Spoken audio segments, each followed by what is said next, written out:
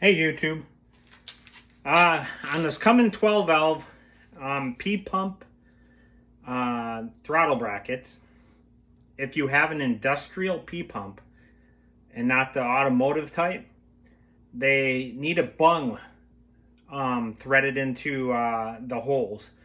They have the places where the holes would be, but they're drilled out really big, and you got to tap them to 5/8 18. That's what I did mine to. I guess you could do coarse thread, but I did fine thread on that. And then make sure you don't drill through the hole, like the back side of it, when you're you probably want to pre-drill it and then tap it. So do that. Don't drill through the backside and wreck your pump. That's on you. And then you got to get some bungs made. That's what mine looks like. I make them. I can make them for, you know, an extra when you buy my throttle brackets. It's 5/8 18 outer thread, and then the inside thread is the stock thread of 8mm by 1.25. So that's the stock bolt size. So that's what I thread them to. You could put them to a standard thread if you want it. I just do it to the metric. So that way, if you upgrade pumps, you don't have to get new hardware. I'll give you the dimensions if you want to get them made. So the outer thread, the 5/8 18 thread, I have just a little bit over 3/4 of an inch, or 3/8 of an inch, so 0.375. The hex part of it is a 0.125, 1/8 inch. I'm using 3/4 inch hex.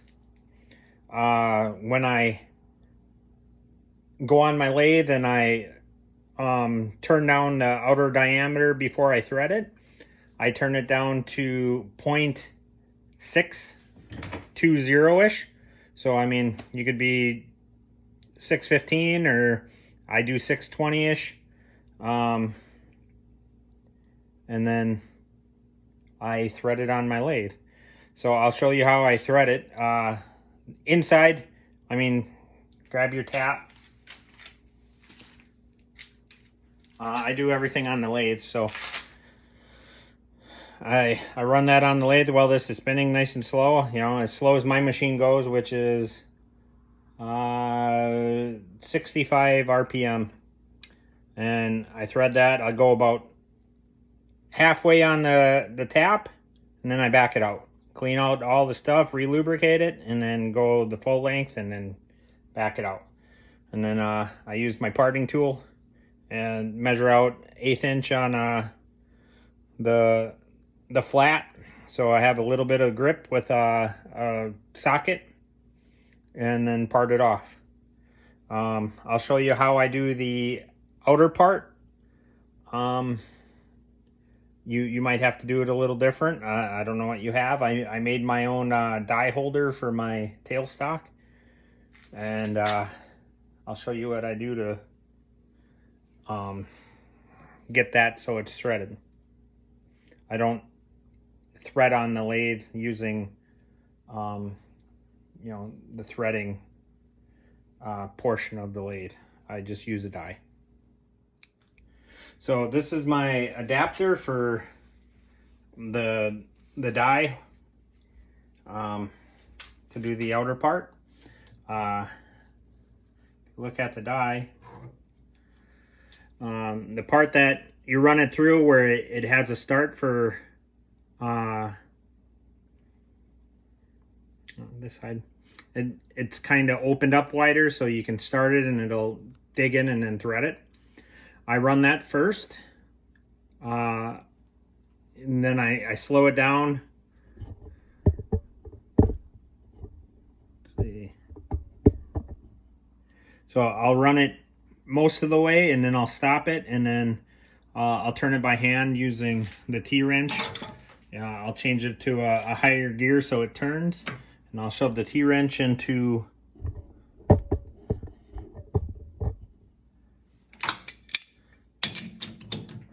here, and I'll turn it nice and slow. And then when I get far enough, I take the T-wrench off and I'll put it in reverse in a higher gear and back it off. And then I pull the die out and I turn it around to where it's got full threads right away. And then I'll put that back in.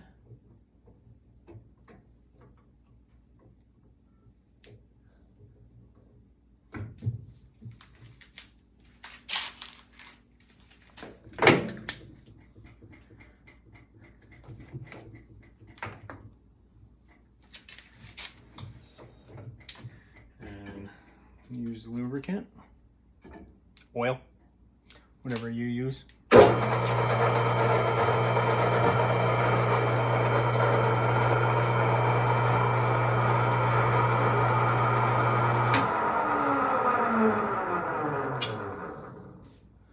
Get it so it stops pretty close.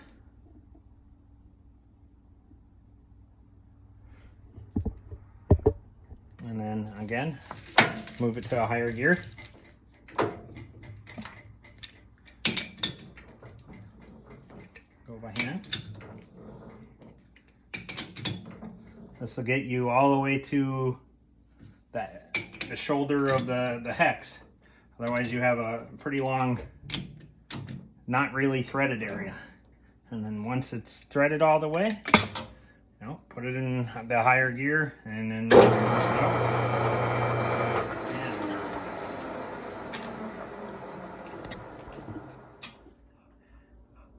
And then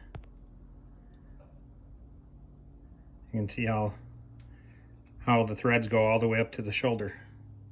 They don't have like a taperedness to it. And I'll show you how I pardon it off and clean it up. So I'll show you how I do the internal threads. I gotta tap it in a little farther. That's how I drill it. I have a 17/64 drill bit. I run it about 900 RPM.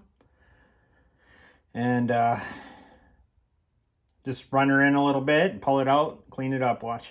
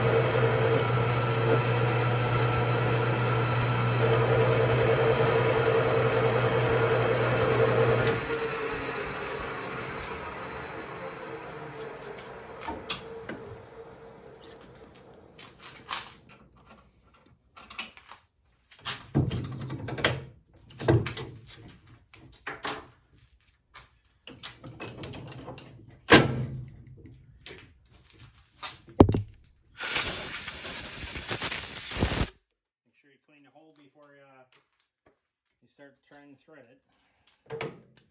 I want something to bind up and then snap your die off or your tap. And then run it at the lowest RPM pretty much that your machine has, or if you're doing it by hand, take your time. And then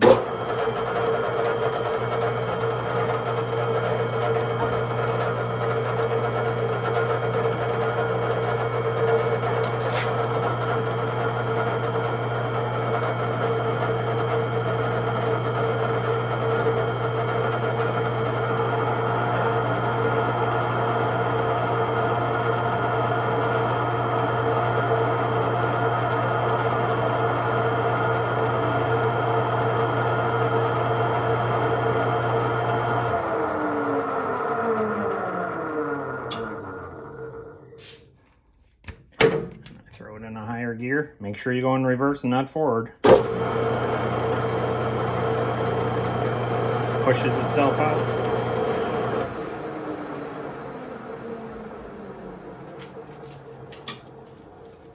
Clean yourself off. And then what I use is for the tapping purpose, I have a 3/8 extension. I got the sockets that hold the taps. I machined the extension. You know, I cut it off. It was a 3-inch. I cut the end off and then machined 3 flats into it, so the chuck holds it really good.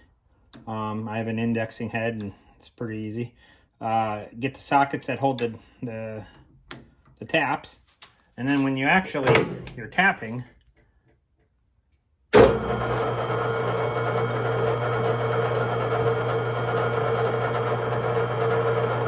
and say you do have a problem, instead of chucking your tap up into your chuck, you can just pull out. It either hang on to the tap with the socket, or it'll do that. So then you don't have to worry about twisting your chuck or snapping that die. You can pull it out and be done.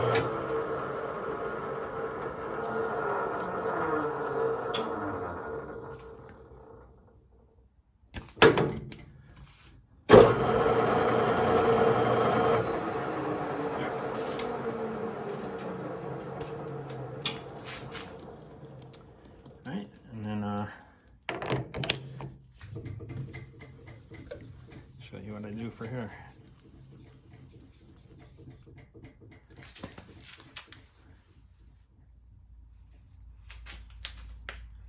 We just need a little ruler. This is how I do it. I find the edge, put a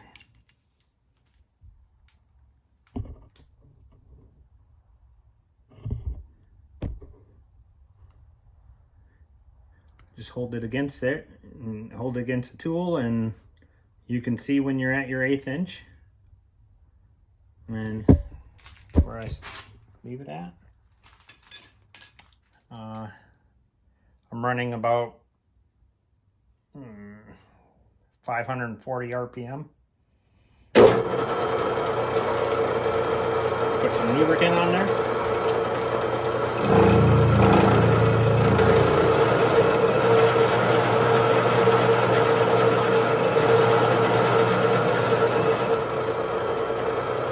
I back it off a little bit. Clean the edge up. File. Make sure when you file, you always have a handle on your file. That gets caught and jams into it with the tang on it, yeah, it'll go right through your skin like nothing.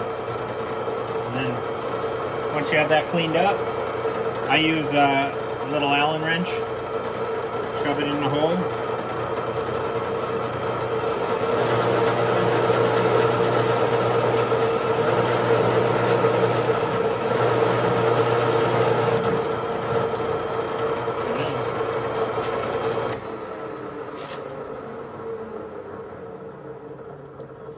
Bungs cut off, and I'll show you what's next. Okay, next I take that bung. It's got a little burr on the top from the lathe. I take a 3/4 inch socket, shove it in the socket, holds it perfectly. Grab a deburring tool, and then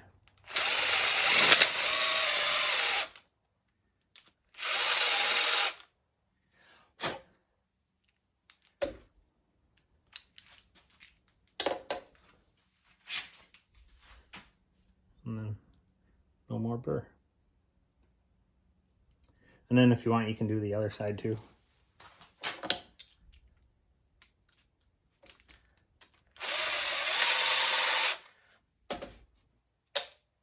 Just cleaning up your work, make it look nice, even though nobody's gonna see it. And then that's how I make it. You need 3 of them to get them in the stock locations of your P-pump. So, All right. Well, thank you. And that's what needs to be done. Have a good night. Like and subscribe. And see about making more videos. Maybe with more machining and laser cutting, plasma cutting. So, all right. Guys, have a good 4th of July. Later.